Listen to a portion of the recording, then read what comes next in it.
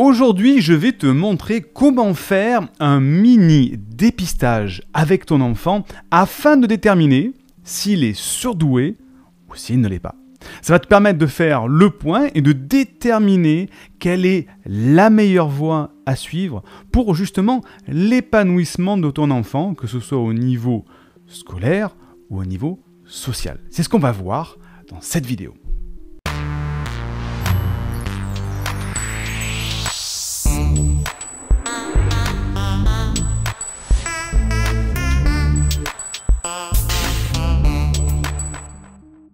Je te souhaite la bienvenue. Si tu me découvres par l'intermédiaire de cette vidéo, je suis Siegfried C, je suis neurothérapeute spécialisé dans l'accompagnement des surdoués et j'ai fondé l'université des hauts potentiels dans laquelle nous les aidons à s'épanouir avec leur douance pour, je l'espère, co-créer un monde meilleur. Tu sais que tu peux, dès à présent, télécharger une première formation offerte dans le cadre de cette campagne de sensibilisation au potentiel. Oui, on veut sensibiliser les gens au fait que le haut potentiel existe. Donc le lien se trouve en description de cette vidéo ou du podcast. Fais-le maintenant si tu veux canaliser ta surefficience ou celle de tes enfants. Alors, attention par rapport aux enfants. Il y a une limite.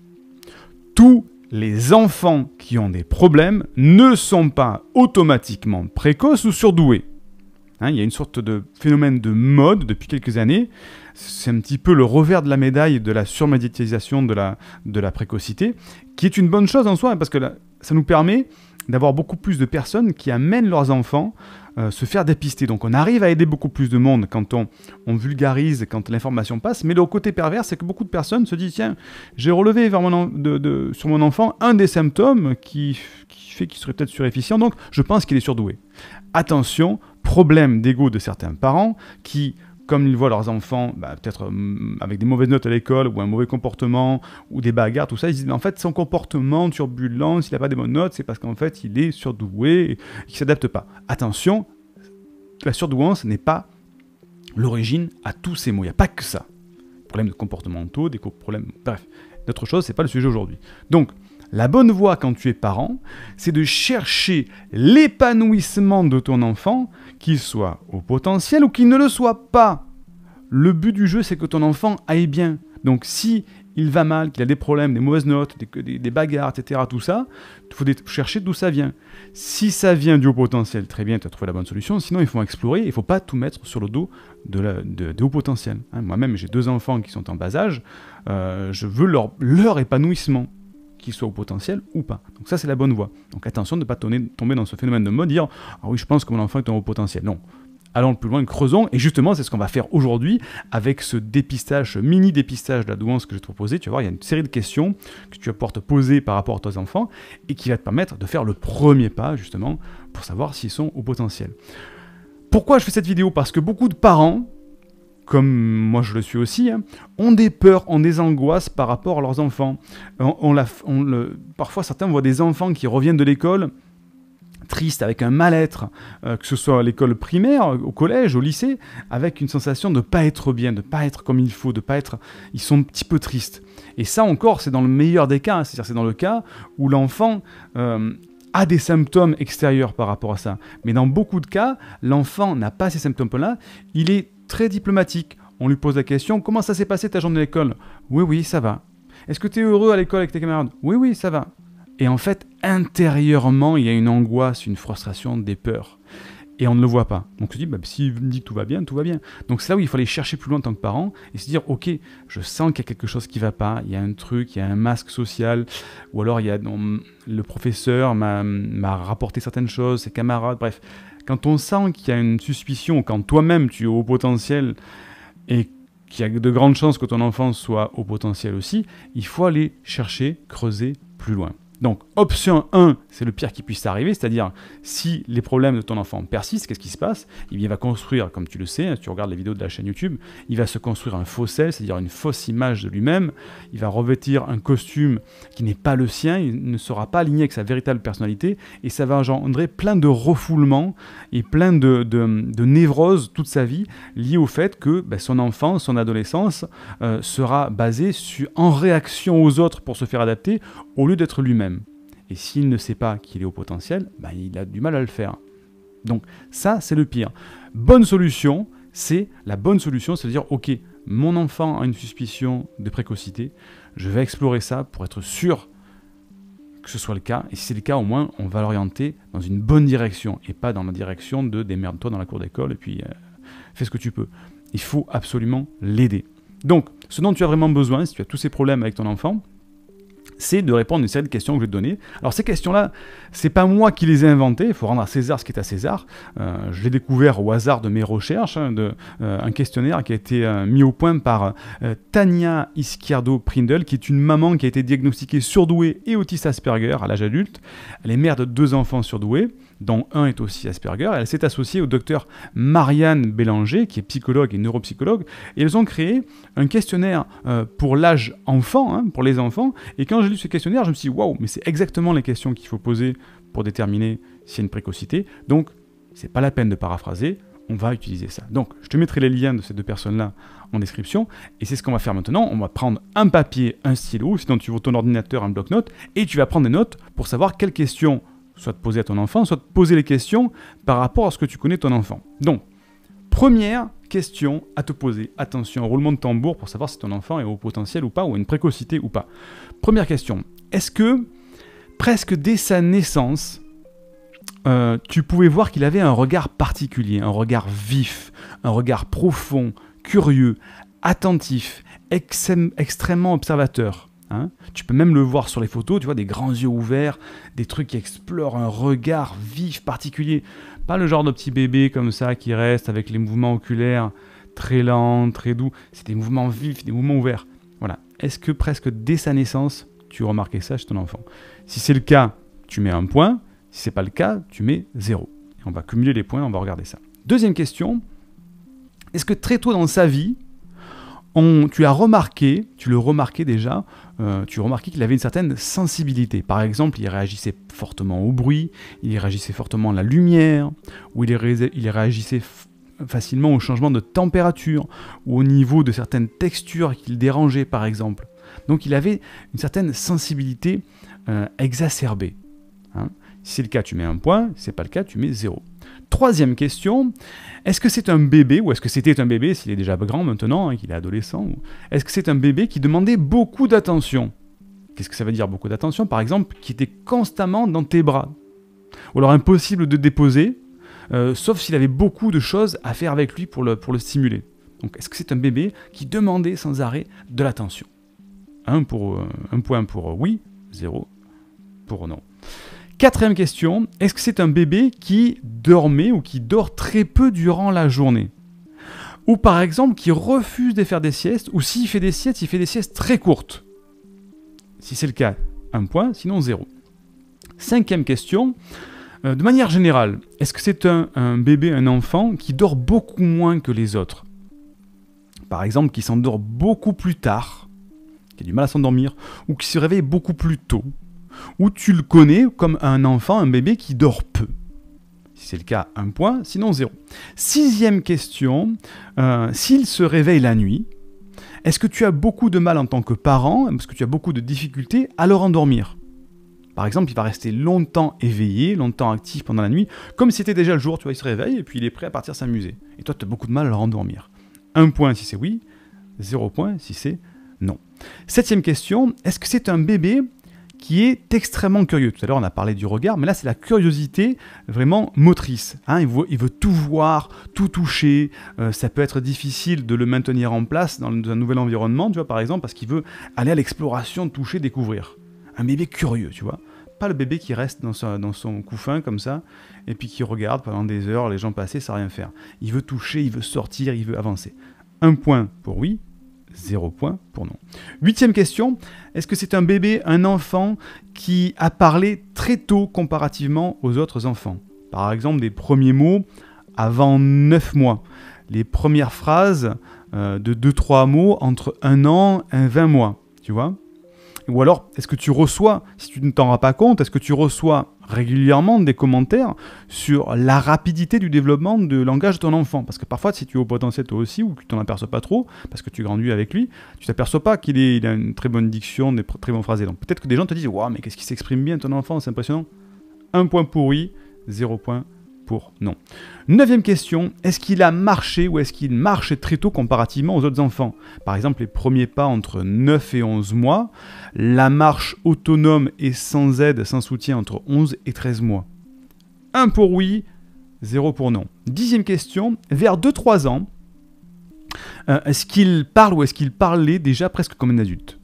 Est-ce que tu reçois régulièrement des commentaires sur la qualité de son langage? Est-ce que les gens sont surpris par la qualité de sa prononciation, de la complexité de ses phrases, de la richesse de son vocabulaire? Ou toi-même, tu peux être surpris par ça. Vers 2-3 ans. 1 pour oui, 1 point pour oui, 0 point pour non. 11e question. Vers 2-3 ans, est-ce qu'il est déjà ou est-ce qu'il a déjà été très habile dans ses mouvements généraux, par exemple en sport, attraper un ballon, le lancer, contrôler quelque chose, grimper, tout ça. Est-ce que tu vois justement qu'il a une certaine qualité dans ses aptitudes motrices? 1 point pour oui, 0 point pour non. 12e question, est-ce que là on va partir dans le détail, toujours vers 2-3 ans, est-ce qu'il est très habile de ses mains? Par exemple pour attraper des tout petits objets, pour dessiner, pour colorier, pour découper comme ça? Ou alors est-ce que tu reçois régulièrement des commentaires sur la qualité, la finesse ou la précision de ses gestes ou de ses dessins ou de ses bricolages à l'école? 1 pour oui, 0 point pour non. 13e question, est-ce que ses sens sont extrêmement développés? Est-ce qu'il a peut-être même des hypersensibilités qui sont présentes, que tu ressens, Par exemple, réagir fortement ou rechercher ou éviter des odeurs, des goûts, des tissus, des bruits, des textures, des sons, réagir plus ou moins fort à la douleur, avoir une alimentation restreinte, ou aimer des goûts très particuliers pour son âge, ou ne vouloir porter que certains vêtements, ou avoir une oreille musicale particulière. Tu vois, voir vraiment qu'il a des sens extrêmement développés qui sont très présents. 1 point pour oui, 0 point pour non. 14e question, est-ce qu'il est très sensible? Est-ce que ton enfant est très sensible au plan émotif? Par exemple, de la difficulté à tolérer ses émotions, ou alors être extrêmement empathique, ou exprimer intensément ses émotions, c'est-à-dire des colères par exemple, ou au contraire les retenir ou les contrôler comme pour moins les sentir. Est-ce qu'il a une sensibilité émotive très forte qui est présente? 1 point pour oui, 0 point pour non. 15e question, est-ce qu'il pose, en tant qu'enfant, est-ce qu'il pose constamment des questions les unes après les autres sur des sujets qui peuvent parfois même être abstraits, des sujets complexes, tu vois, des sujets qui ne sont pas habituels pour un si jeune âge, qui peuvent parfois peut-être même ressembler à des inquiétudes, des questions sur la mort, la pollution, le soleil qui se lève, qui se couche, des trucs inhabituels pour un enfant. Est-ce qu'il se pose comme ça des questions en boucle ou qui reviennent de manière très régulière? 1 point pour oui, 0 point pour non. 16e question, est-ce qu'il a su lire ou est-ce qu'il a commencé à savoir lire avant tout le monde ou au tout début de la maternelle? Une précocité au niveau de la lecture. 1 point pour oui, 0 point pour non. 17e et avant-dernière question, est-ce qu'il reconnaissait ou est-ce qu'il reconnaît sans aucune difficulté les nombres de 0 à 9 ou est-ce qu'il compte facilement jusqu'à 20 ou plus avant la maternelle? 1 point pour oui, 0 point pour non. 18e et dernière question, est-ce que c'est un enfant qui s'ennuie à la garderie ou est-ce qu'en tant que parent, tu t'inquiètes du fait qu'il risque de s'ennuyer à la maternelle par exemple? Tu dis, mon sang, il s'ennuie, je le vois qu'il s'ennuie, quoi. Et on regarde les enfants comme ça, leur dire, mais qu'est-ce qui se passe? 1 point pour oui, 0 point pour non. On est arrivé au bilan. Donc maintenant, tu reprends tous tes points, tu les additionnes ensemble et on va faire le total. Donc plus le score est élevé, bien sûr, plus la probabilité de précocité et donc de douance est forte. Donc entre 0 et 4 points, il y a une basse probabilité de précocité. Il y a quelques signes, ça mériterait vraiment d'aller plus loin, mais en tout cas, voilà, on est dans une moyenne basse. Entre 5 et 9, on commence à être dans une probabilité de précocité qui est assez moyenne. On dit, ok, suspicion, pas très forte, pas normale non plus, donc ça commence à mériter un rendez-vous pour aller plus loin. Entre 10 et 14 points, là il y a une forte probabilité de précocité. Là c'est clair, il faut vraiment que tu t'occupes de ton enfant et d'aller voir plus loin parce que il y a sûrement quelque chose chez lui. Et entre 15 et 18, probabilité très élevée de précocité, de douance. Donc là, il ne faut pas passer du tout à côté. Il faut que tu te formes à cette précocité, il faut que tu consultes par rapport à ça, parce qu'il faut vraiment aider ton enfant. Les études scientifiques sur le développement des enfants doués révèlent que dès leur naissance, ces enfants surdoués se démarquent par leur regard vif, leur regard observateur, avec une force musculaire et des capacités de posture, de mouvement qui ne sont pas ordinaires, tu vois. Et l'enfant doué va faire ses premiers pas vers 10 mois, acquérir la marche autour de 12 mois, dire ses premiers mots avant 9 mois, formuler ses premières phrases vers 18 mois. Et la majorité va également présenter des hypersensibilités au plan émotionnel, par exemple. Donc tout ça, tu vois, ça montre qu'il va y avoir des décalages entre certaines sphères de son développement et celles des enfants normaux. La plus fréquente, ça concerne le décalage entre le développement des habiletés intellectuelles et le développement des habiletés motrices. C'est-à-dire que tu as un enfant avec un corps d'enfant, mais un intellect qui a 4, 5, 6, 7 heures d'avance. Pas en connaissance, hein, mais en cognition, en réflexion. Tu vois ? Et en conséquence, un enfant doué est souvent décrit comme maladroit, malhabile quand il écrit, tu vois, parce qu'il a un corps d'enfant et que parfois il n'est pas très à l'aise avec tout ça. Donc, je t'ai mis les références de tout ça en description pour aller plus loin dans ce cheminement de la douance. Donc, maintenant que tu as appris que ton enfant est peut-être potentiellement précoce ou pas, pour aller plus loin maintenant, il y a différentes méthodes. Là, il y a des tests de quotient intellectuel, des tests de QI. Hein. Il y a aussi ce sont des tests élaborés par David Wechsler. C'est un psychologue américain. Ce sont les tests qui sont les plus couramment utilisés. Hein. Donc, pour les enfants âgés entre 2 ans et 11 mois et 7 ans et 3 mois, c'est précis, attention, je trouve ça un petit peu ridicule, mais bref. Tous ceux qui sont entre 2 ans et 11 mois et 7 ans et 3 mois doivent passer un test qui s'appelle le WPPSIR, le Wechsler Preschool and Primary Scale of Intelligence.